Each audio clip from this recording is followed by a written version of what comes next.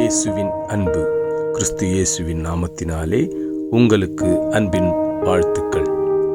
சங்கீதம் 28ஆம் அதிகாரம் 8ஆம் வசனம்.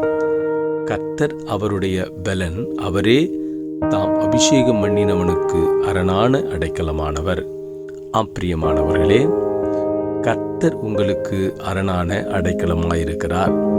எனவே நீங்கள் ஒரு நாளும் கர்த்தரிடத்தில் சொல்லாதீங்க, ஆண்டவரே எனக்கு எந்த அடைக்கலமும் இல்லை, பாதுகாப்பும் இல்லை, நான் தனியாக இருக்கிறேன், எனக்கு எந்த துணையும் இல்லை ஆண்டவரே அப்படின்னு வருத்தப்படாதீங்க.